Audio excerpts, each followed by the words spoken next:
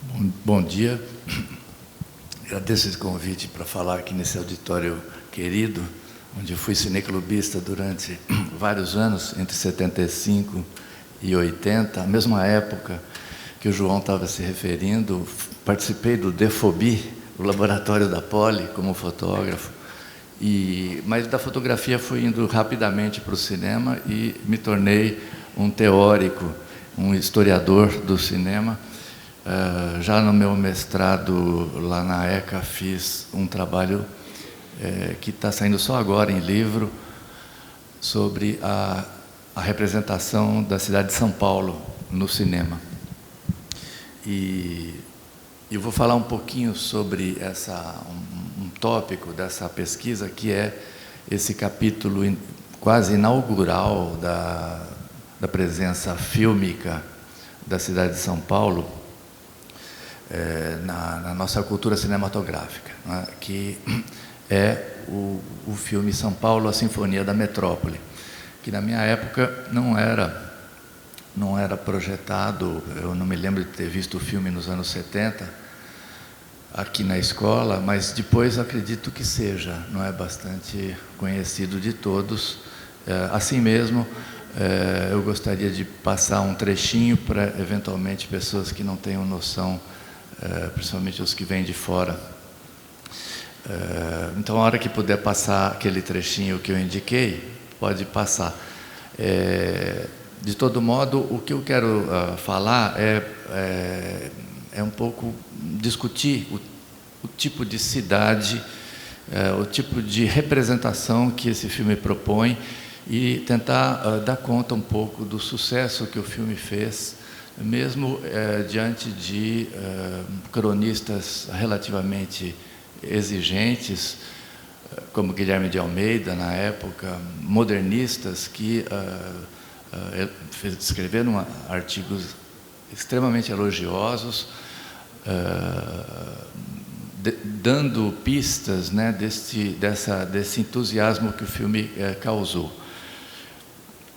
Uma primeira análise, que foi a que eu fiz nos anos 80, tentou exatamente, como eu sou, de minha parte, entusiasta do cinema de vanguarda, tentei ver o filme no conjunto de sinfonias urbanas do Entre Guerras, que fazem parte de qualquer capítulo de história do cinema, desse momento, sobretudo a história do cinema de vanguarda, né?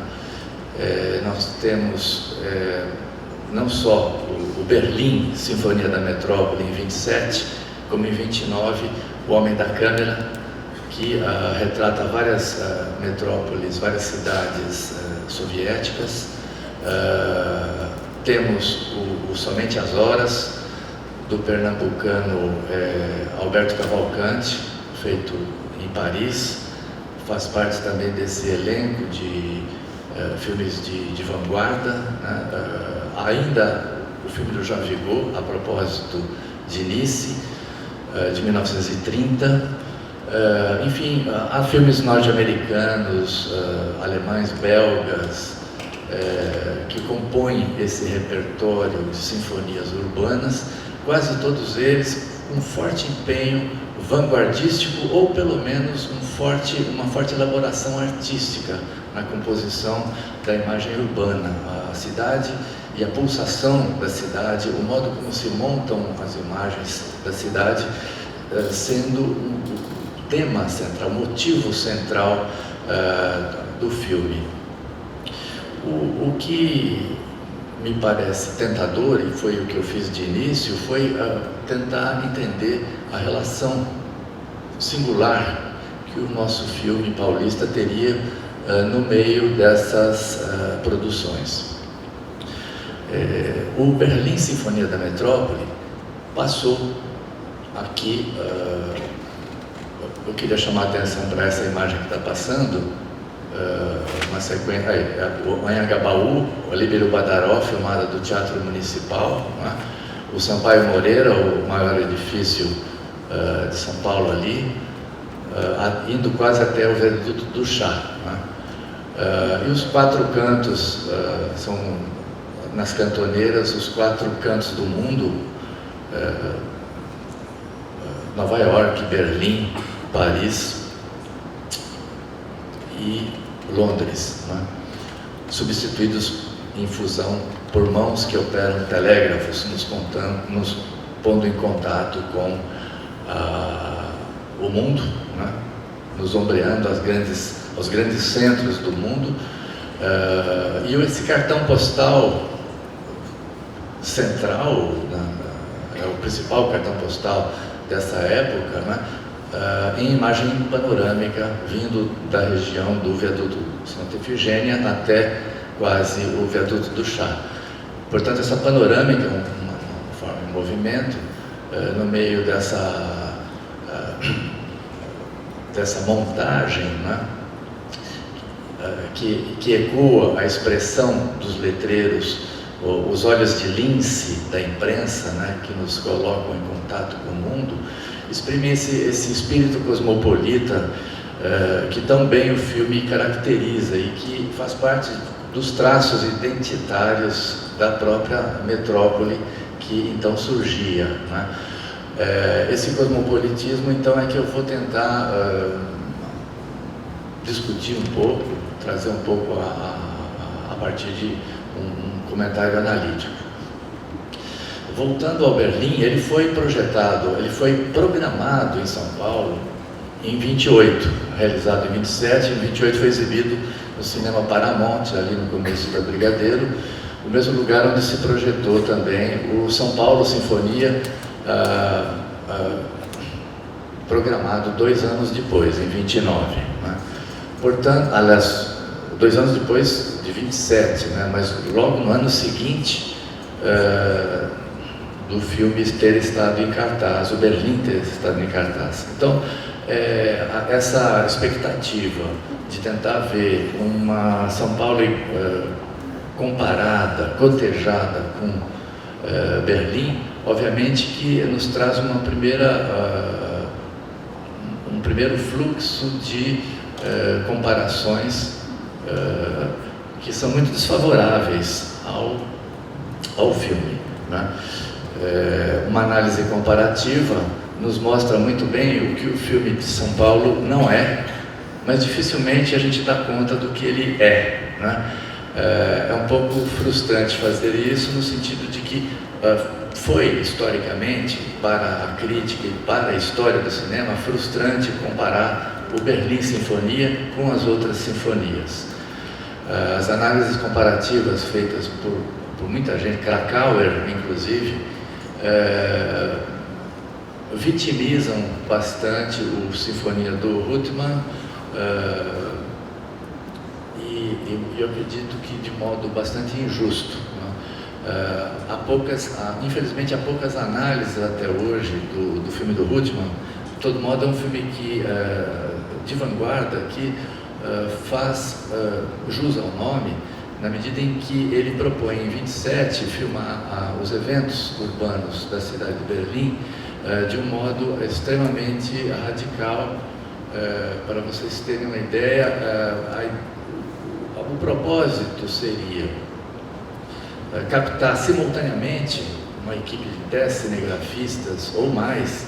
Foram mobilizados por um diretor de fotografia chamado Karl Freund, que era importante na Alemanha no momento, participou do ciclo expressionista, mas não quis imprimir um estilo. Por isso daí a ideia da equipe, que saiu simultaneamente coletando imagens da cidade, sem se preocupar com os cartões postais ou com os lugares. Era a ideia, aliás, não tem também letreiros no Berlim, ao contrário de São Paulo, em que a fatura espirituosa dos letreiros fazem uma diferença enorme. A ideia do Rutmann em Berlim era fazer com que as imagens falassem por si próprias, e a captação era feita de um modo que o Krakauer chama de candid camera. Eram câmeras ocultas dentro de valizes, às vezes por trás de para-brisas ou algum tipo de anteparo para surpreender a vida das ruas.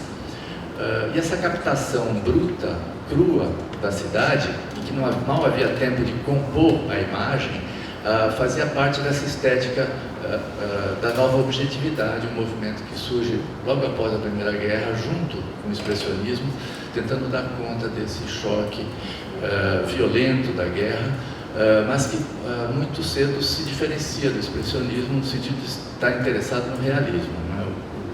O Argan, ao resumir a nova objetividade, ele usa um exemplo de literatura, o Éric Maria Remarque, o Nada de Novo no Fronte, em que o estilo de escrita mimetiza a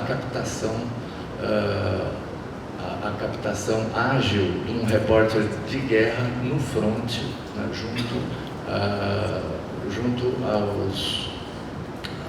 enfim, a linha de frente da guerra, né?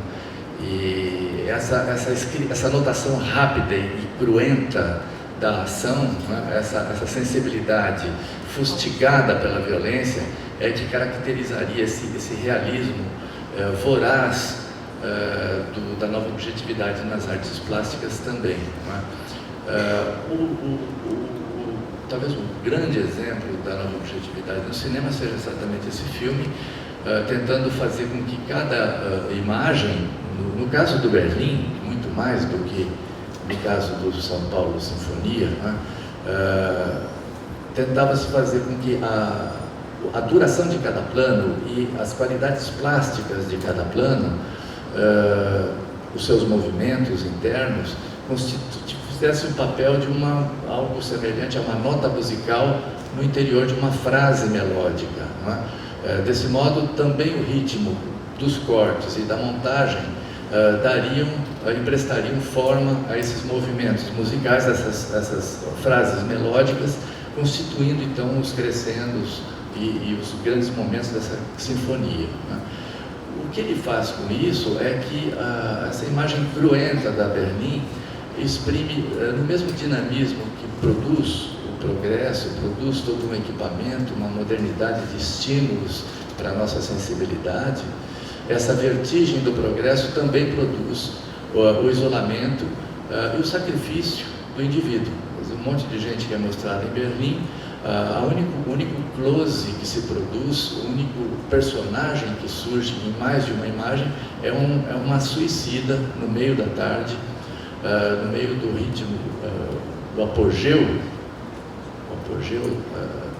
do ritmo dinâmico, né, apoteose dessa vertigem do progresso, produz também um suicídio numa sequência riquíssima e muito intensa, na qual se vê não só imagens de pedintes diante de vitrines de joalheria, contradições diversas, uma montanha russa, o roda-moinho da água embaixo da ponte passando, são imagens que o começo de uma ventania que está trazendo uma tempestade,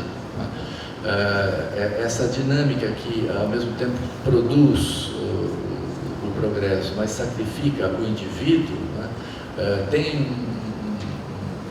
um lampejo de reflexão trágica que ressoa no pensamento alemão da época, o modo pelo qual um Spengler pensou a cidade como o predomínio da vida urbana sobre a vida no campo, como uma espécie de declínio das civilizações, né? Uma espécie de ocaso de uma vida civil e urbana saudável. Essa ideia de que uma doença está perpassando a pulsação da sociedade, que já estava em Nietzsche, de certo modo, pegava um pouco mal no sentido de que o próprio nazismo iria, no curso dos acontecimentos, um pouco depois, se apropriar não só de Nietzsche como de Spengler, e, de todo modo, o filme não é só uma ilustração disso, ele é muito mais rico e contraditório, complexo, e merece ser melhor discutido. Em todo caso, isso tudo que eu falo do Berlim é importante para comparar com isso que vocês estão vendo na tela, que me parece ser o oposto. É uma cidade completamente ordenada, por um olhar simetrizante, que se dispõe sempre frontalmente diante do espaço construído, não é? É um espaço neoclássico, acadêmico do ponto de vista, um academicismo neoclássico, se vocês quiserem, diante do espaço construído. Tem na Caetano de Campos tem uma ciranda no recreio, as crianças fazem. Você imagina como é que você vai ordenar o espaço de uma criançada andando no pátio? Ele não tem dúvidas, ele põe a câmera no centro do círculo da ciranda e filma todas as crianças passando de frente para a câmera. Quer dizer, é um ordenador do espaço o tempo todo, fazendo com que a gente, inclusive para fazer isso é difícil na São Paulo da época, não é? Ele não pode movimentar muito a câmera, porque às vezes um certo enquadre, se ele movimenta livremente, ele surpreende cabras pastando, animais, carroças, terreno baldio, casebres, não é? E coisa que ele elimina totalmente da paisagem urbana, não é? Não existe atraso, nem mundo arcaico. Quando os cronistas da época, os fotógrafos amadores, mesmo os pintores, dão conta de um olhar bucólico que vinha junto com o interesse pelo moderno, não é? Mesmo entre os pintores modernistas, não é? Essa São Paulo bucólica, entre aspas, ou contraditória, que traz o arcaico para conviver com o moderno, não faz parte dessa modernidade do São Paulo Sinfonia da Metrópole. Eram dois recém-chegados húngaros, né?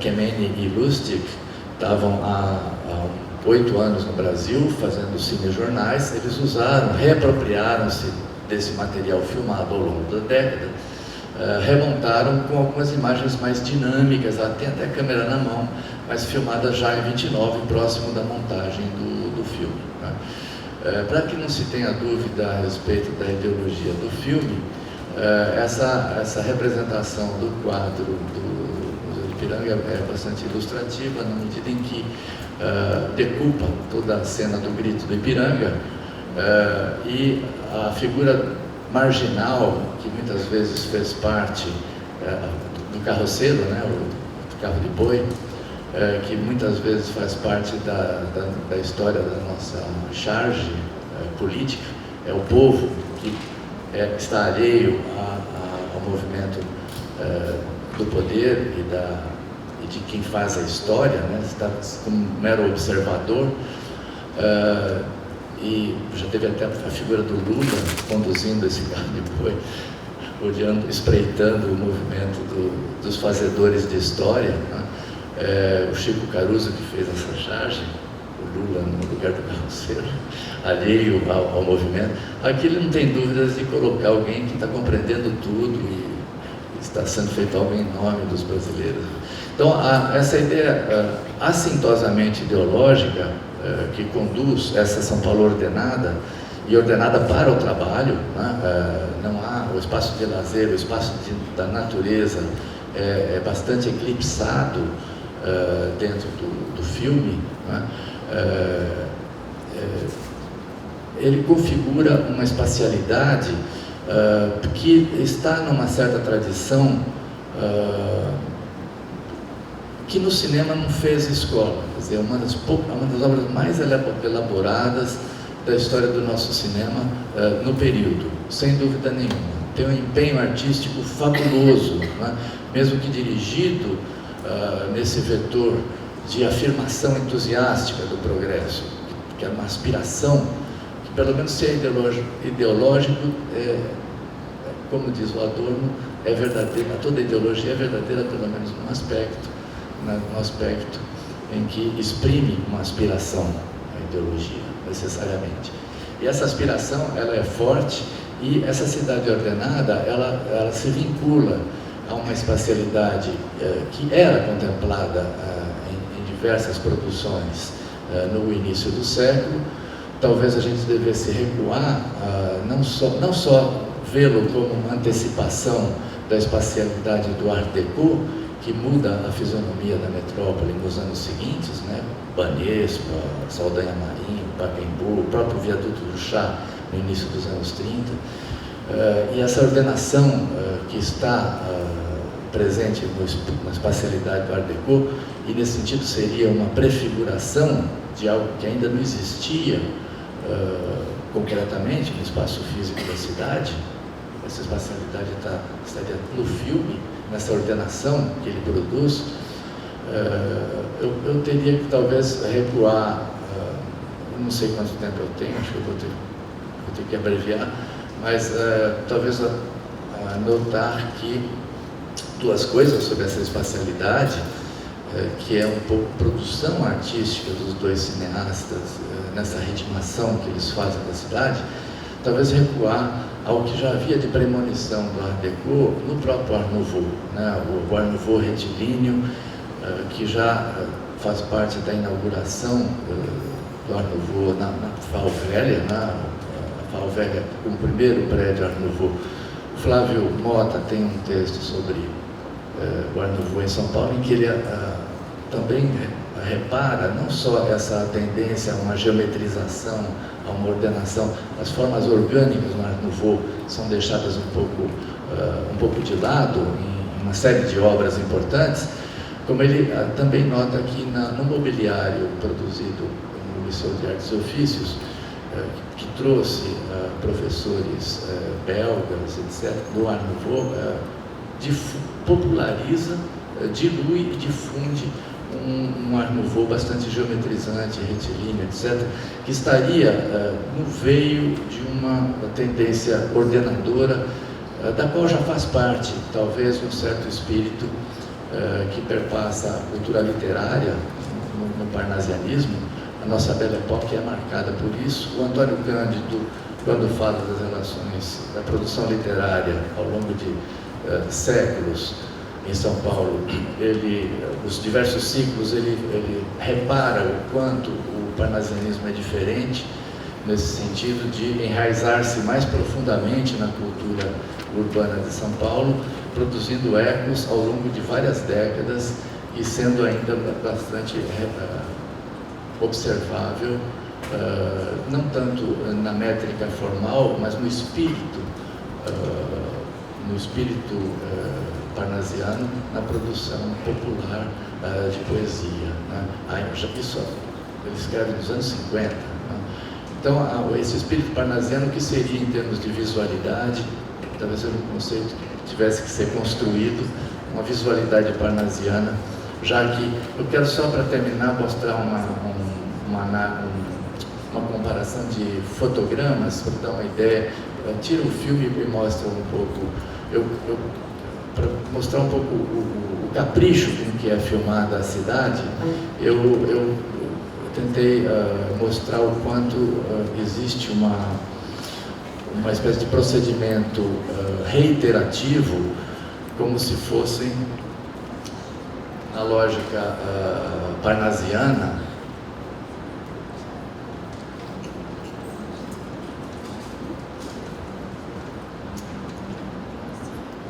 é isso aí. São vários fotogramas a partir dos olhos de lince, lá em cima. Né? Vocês estão vendo ali aquele plano do losango, né? Com o Anhangabaú no centro, né? Que eu mostrei no início da projeção. E em seguida uma espécie de aliteração de rimas visuais que fazem parte de momentos marcantes e elaborados do filme. Essa centralidade, essa frontalidade, né, neoclássica, o uso de círculos numa posição central no enquadramento, né, essa simetrização, e tudo isso caminhando, sendo retomado no final, não é? Essas aliterações rítmicas proporcionadas pelas configurações visuais, né? Em certas vinhetas se observam rimas visuais, né? Entre elementos do espaço construído e os próprios recortes dessas vinhetas, né? Em semicírculos, configurando sempre um losango no centro, não é? Que é retomado em chave de ouro, tal como na tradição parnasiana, nos planos finais do filme, em que aparece o pavilhão nacional, o losango da bandeira, com o Ordem e Progresso, finalmente o emblema da produtora, a palavra fim. É isso.